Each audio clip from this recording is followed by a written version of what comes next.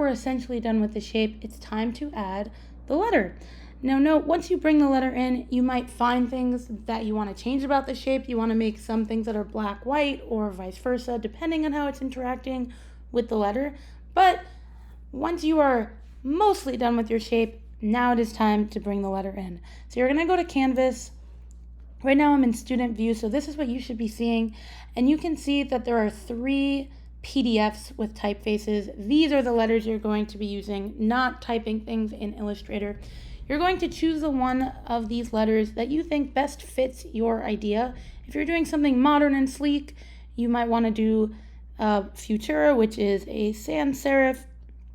If you're doing something more fun and modern, you could use Clarendon. Bodoni is for things that are more fancy. I find Clarendon to be kind of the happy medium between Futura and Bodoni, but it really depends on what you want for your piece to look like.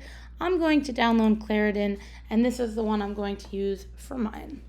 Okay, so once you download it, you'll just find it in your downloads. Let's go to downloads. I have it right here. I actually have it twice. And now the way that we open it is we're going to just drag it over to Illustrator. And here it is. You don't need to worry about replacing the font, so just close.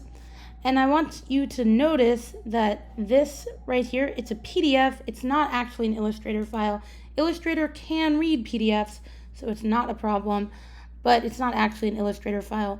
When you're looking at these, all of the letters are grouped together, and part of that is because it's a PDF, but it's not a big deal. We haven't really talked about grouping things, but it is something that you can do. So these are all grouped. If you want to ungroup them, you can just hit ungroup. Now you can select each of them with the regular selection tool. You don't really need to bother with that. You can just use the direct selection tool and select the one letter that you want. And then we're going to hit Command or Control C to copy it from this document into the document that we're working on. Now I want the letter to be on its own independent layer. That's going to make things easier to move around. I'm just deleting that. So we want the letter to be on its own layer. You would make a new layer by hitting the Create New Layer icon. It's a square with a plus in it. I already have layer 3, so I'm just going to work on that. And I'm going to hit Command or Control V to paste it in. And I want my letter to be underneath my image. I suppose it depends on what image you're working on and what your plans are, but we're going to move, we're going to move the letter around. And now here's a reason that we're having things on different letters. I'm going to lock layer 2 so I can't mess up my image. And now I'm going to resize this. We talked a little bit about Shift as a modifier. I'm just going to show you in action. Without holding down Shift, when I resize this, I completely goof up the proportions. That doesn't look good. It's incorrect. So I'm going to hit Command or Control Z to undo it.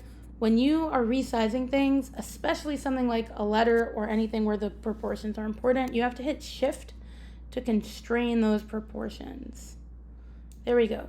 So now that we have the letter and the image, we're trying to figure out what the best place to combine them would be. Another thing that you can do now that we have the letter and the image together is we can decide if we want the artboard to stay vertical or horizontal, landscape or portrait. I think that I'm going to try seeing what it's like when I make this landscape. So just to show you what I did here, let's go back to selection tool. When nothing is selected, we just have the artboard selection options in the property panel. So I'm going to hit edit artboards, and that's going to let us change our artboard. I'm just clicking on landscape, and now I think that fits a little bit better than it did before. Now I can't move my watering can because it's locked. So I moved my letter, and now I'm going to move the watering can. Let's lock the letter this time. There we go. And now we can place things in whatever way is the most interesting. This feels kind of interesting to me, but you can just mess around with it. This is also where it's worth looking at what is black and what is white. So let's say I want my handle actually to be white. I've changed my mind about what would look the best based on the contrast with the letter. So let's change these things to be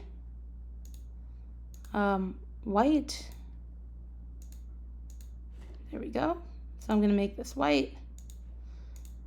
Now we lost our contrast, so I'm going to make this black. There we go. And all of this is stuff you can experiment with and see what you find the most interesting. So once you have the letter, that's when you start messing around with what should be black and what should be white, but your shape is essentially complete. And that's how you add the letter. You're not typing anything, you're just adding, copying and pasting from those letter documents.